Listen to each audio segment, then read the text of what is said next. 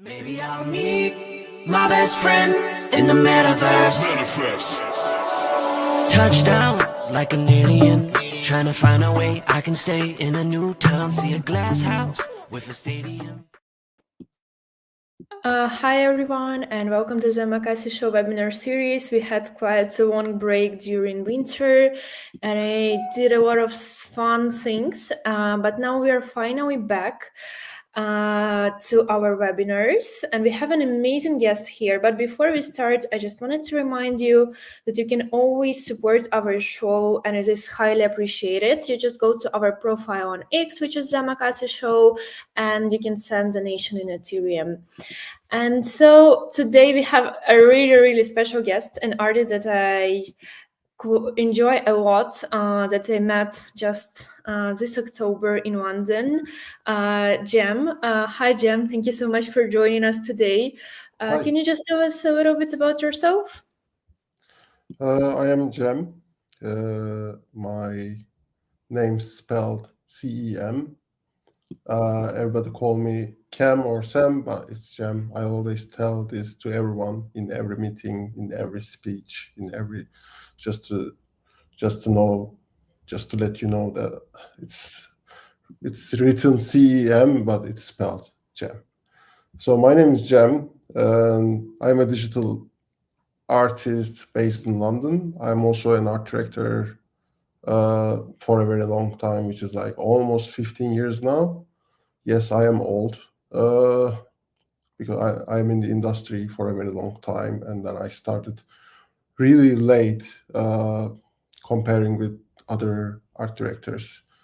And then in London, after the pandemic, I realized something. It just needs to be me, not for the companies. So I focus on myself a little bit more. I always wanted to be an artist, illustrator, animator since my childhood. Then I started working on to bring this alive, this dream. And then NFTs, pandemic was a really bad thing, but like some of us just, staying at home helped them to focus on something, which was very boring, and at the same time, it gives you the opportunity to create something interesting for yourself, which is a good side of the pandemic. It's been now 3-4 years, and then since then I've been doing digital art, but I've been always related with art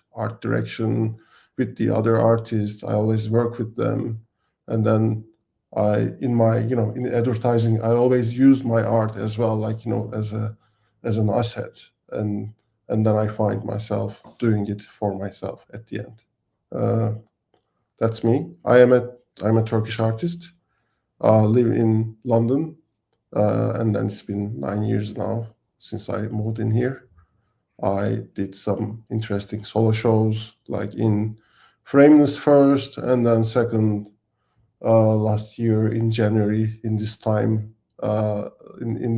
actually, in W1 Studio, and my latest show was in a mix show in British, at Saatchi Gallery. And yeah, that's it. Thank you so much. And so can you tell me a little bit about your creative process? Because I always associate your art with dynamic artworks, not static ones.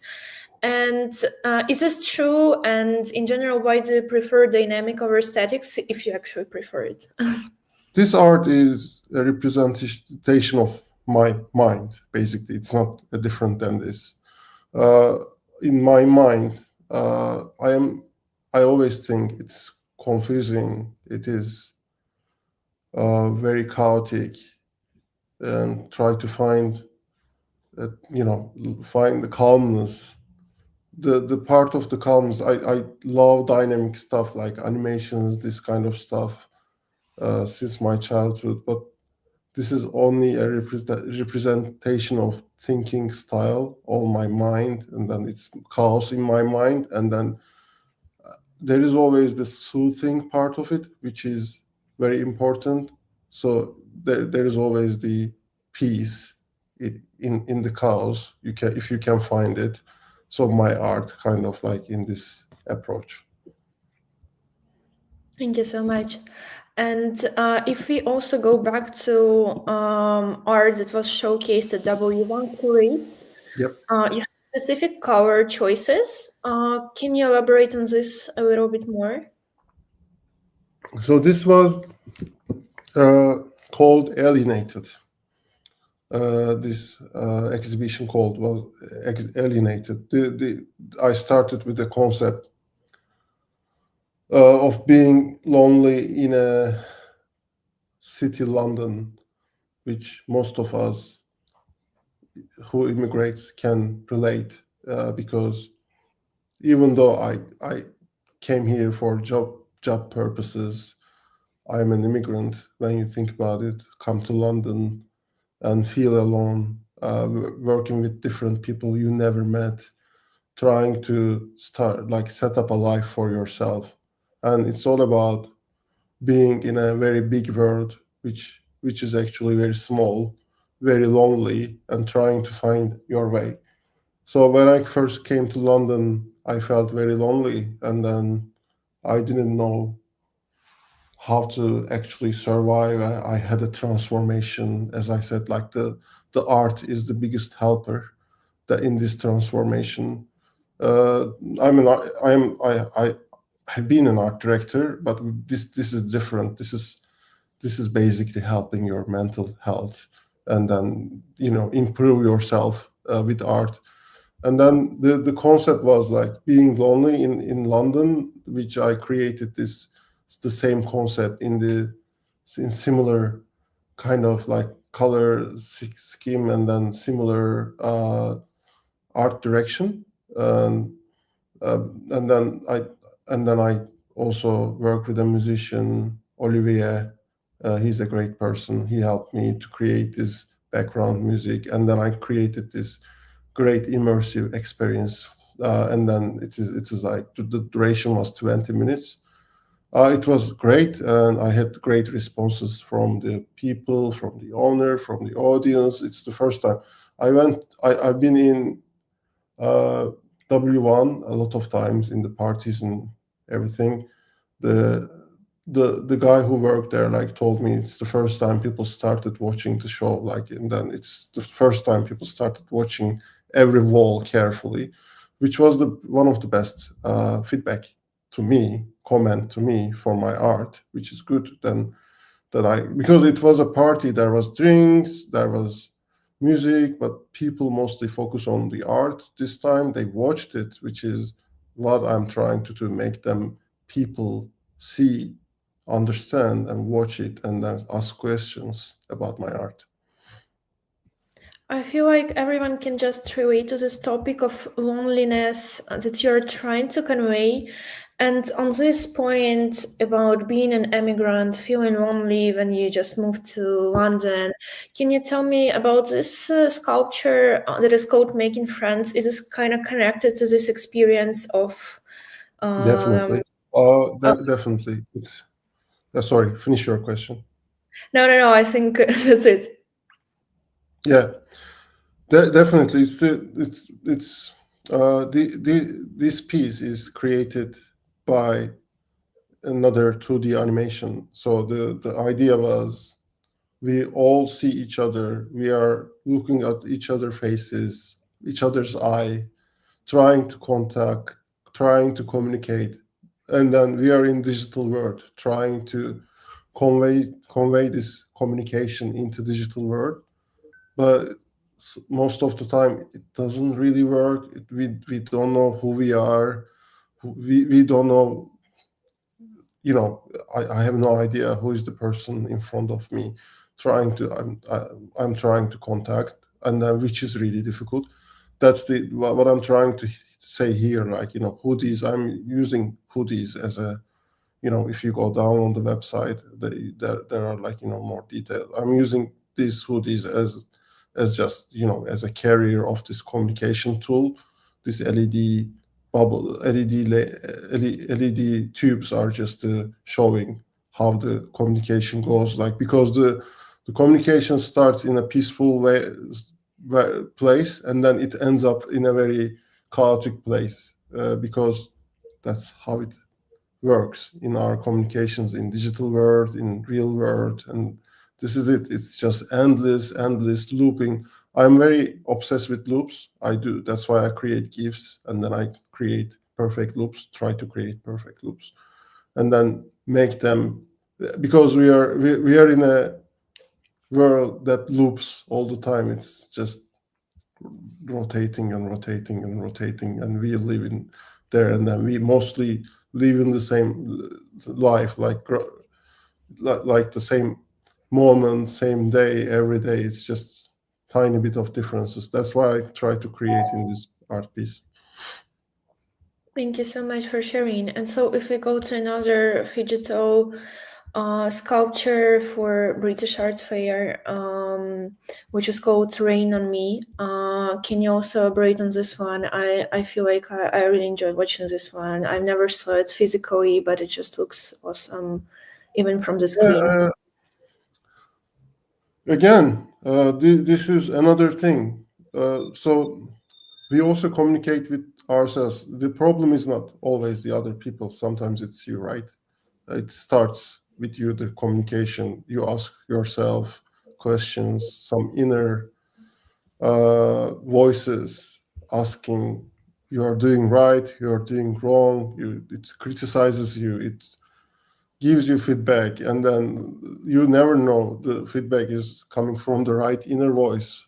So it's just kind of, I see that as a data that's streaming in our body. So I just wanted to, show this, like, that questions, that data running through our veins, running through our, body, and then we are actually full of communication, full of data and questions. Thank you so much.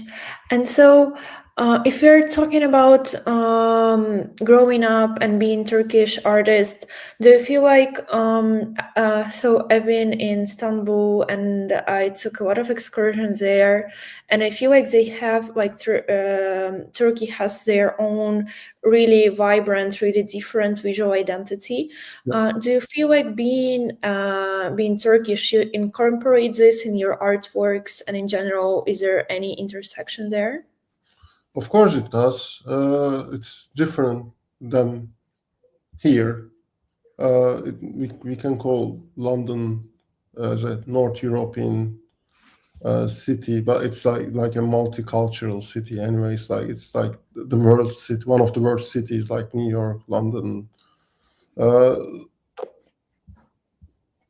I feel like I am a mixed cultural person, like, because in being in Istanbul as well, it's a very that's the reason it's different. It's multicultural. You will see a lot of different sense of design, sense of art. So you will see people creating different things, like, but there are very talented people in Istanbul. When I come here, I feel like, yeah, I need to do something, but I should do something that also represent my background. That's the moment that, when you come to London, not everyone will think like this, but London is calmer than Istanbul. Istanbul is living. London also lives 24 hours, but Istanbul lives more than this. It's more, maybe like 35 hours or something like that. For me, it was like that.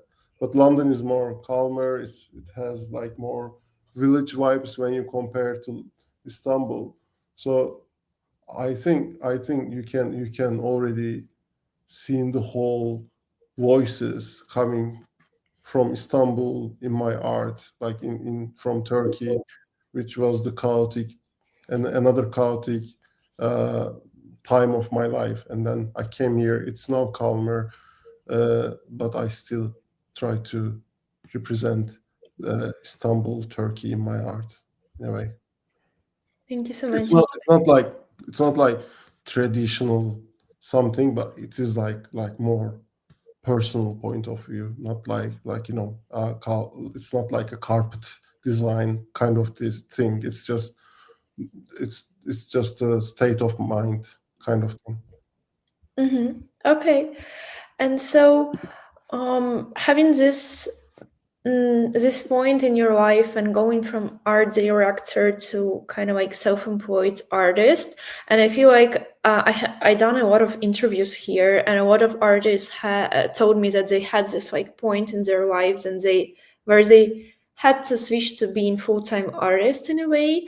How was this experience for you, and what would be your tips for the emerging artists? So I am a person who loves to work, create.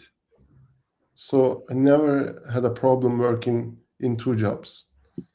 I even like that because I think two jobs I'm by the way, I'm not like a postman. I have it like engineer or something else. I have a very related job in my real daylight work. So like it is more of like it. I get briefs about like people. I get briefs about communication. I get briefs about like society. I read these briefs. I try to understand it. While I'm understanding it, and then creating a work for these brands that also like kind of affect what I'm doing in my art, which is really good because it feeds this kind of like my artistic side very well. And then I don't need to make a lot of researches and other stuff as an artist because I have lots of information in front of me. And then I love to go deep, research, and understand what I'm looking at. And then that kind of work is just like the researching part affect my like mostly in social cause briefs, like more charity briefs that affects my artistic side hugely, massively. And then so I can find some content, I can understand more in my art. So Thank you.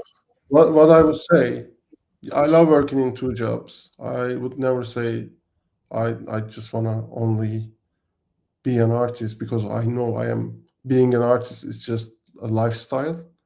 It's just how you live your life, like how you understand, how you see things. So I don't believe art being an artist is a job. It's just a way of living. So it's just how you think. It's just how you see the world. It's just how you understand the world. So I can't really say it's a job. It is like a for me it is like uh, a sense, it's seventh sense, or it's like my voice, it's like my brain, it's like how I think. It's not a job. So because you in your job you have responsibilities. As an artist, you don't have responsibilities. I don't believe in that. You have responsibilities, but you have to believe in that responsibilities. But when you are working for a job, you don't have to believe in that but you have to do it anyway. You must do it. So that's how it works. Being an artist is not a job. I don't see it. If you consider it as a job, then you are in a trouble because it's not being an artist anymore. And our direction feels like a job. Art direction at first it wasn't like a job at first. When I first got in the art direction, it was more of like uh, I loved it. Then I realized I am just working for other people and making them rich, which is fine, uh, because it's just you know a decision. Because I was graduated from an art school. I always thought being an art director is can be really like being an artist. But yeah, mind can change. As I said, during pandemic, I changed a lot. I evolved, and then I decided making more of myself instead of making more people. I still work for advertising, but I know my boundaries. I know where to stop, and then I know how when to start to be an artist. So I can find the balance between them, and I'm happy with that. But in time, I can kill the art direction side a little bit more, and it's I have got lots of projects in the art side at the moment. They are clashing, but I'm still surviving. But at some point, maybe the universe will tell me just just do one and live your life as you wish. So that's I think that's what I will do. Thank you so So much. I left I'm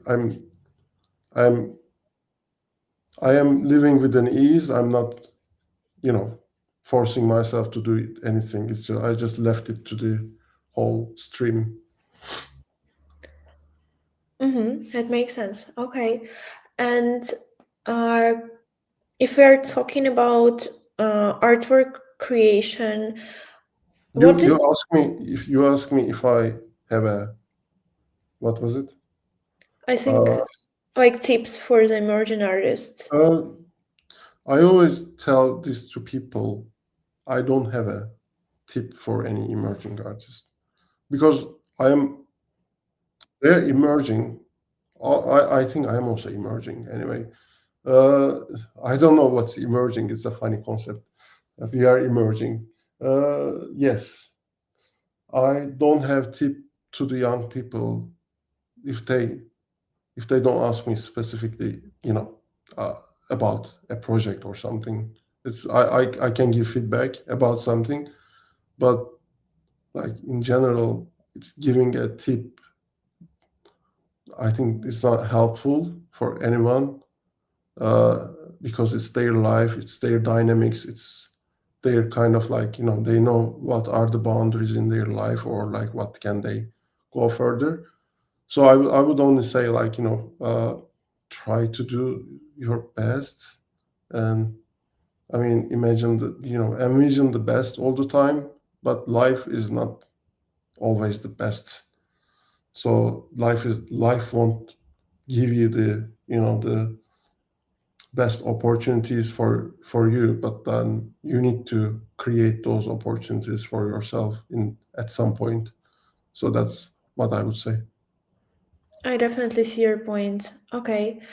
And so if we're talking about art creation, do you see any switch? How do you envision like the evolution of technology that you're using to create art? Do you see any trends and things like that? Uh, the only trend is at the moment we all know AI. So I would say I'm I'm not the person. I'm not an artist that who tells bad things about AI. AI is gonna be part of our lives, part of the whole industry, not just the creative industry. It will be the part of the whole technology, which is gonna be the the meaning of the world in a couple of decades. Like it's already started, and then we will see even more things now. I would say even though you like to create things by yourself in a traditional ways, always be get in touch with AI, get help from AI, just to not stay away from AI, and then do not stay back. Just follow up and do what you want. Of course, do an oil painting, whatever. Keep doing it because I think it will be important as well. Uh, in the world that everyone start doing AI. And then AI also getting complicated. So it's not easy for everyone now. Like no, I know you need to work on it as well. So what I'm thinking about the technology, I use a lot. I kind of use like, technology to create sculptures and everything like that.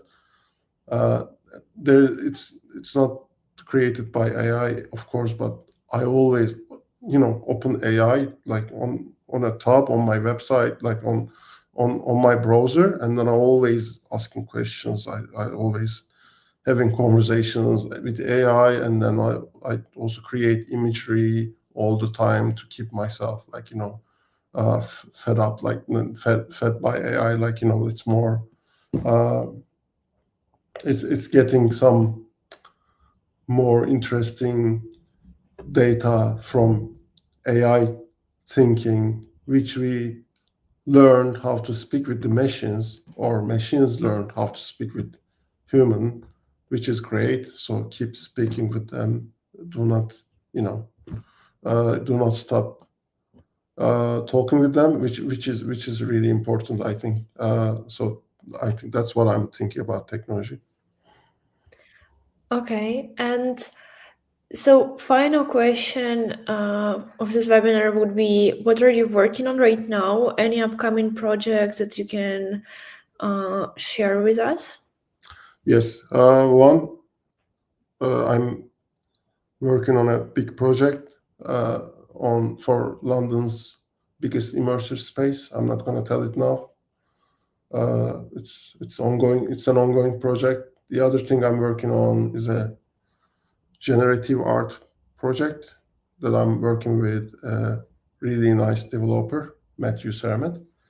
And then we are basically creating a generative art project within my art style. And the third one is I'll be in NFT Paris, and I'm trying to create another physical piece for NFT Paris. And yeah, for now I think it's enough, 3. And then my wife and I are expecting a baby in March, which is the biggest project. It's gonna happen, and yeah, that's it. Wow, Cem, congrats. My biggest congrats to you and your wife. Everything else is amazing. NFT Paris, but baby, I think it's incredible. Big congrats to you, and yeah, get enough sleep before like right now. Yeah, I mean, it's exciting. I'm gonna be a father. Let's see. Okay, Cem, I really appreciate your time. Of course. Thanks for And you coming here and sharing your experience, and keep us posted on everything. And thank you so much for joining me today. Yeah, thank you very much for having me. I enjoyed speaking here. I'm not a good speaker. I need people around me to speak, and to have more deep conversations. But it's always good to reflect what you think, how you are, who you are in online. So which is good. So thank you, everyone. Thank you so much, Cem. I remember the first time we met in London, and you were giving a presentation. It was the funniest I've ever seen. So Yeah, I'm a little bit more emotional now. Okay, thank you so much. And for our audience, hopefully I will see everyone next week, as I'm still confirming a speaker. So let's find out. Thank you very much. Thank you.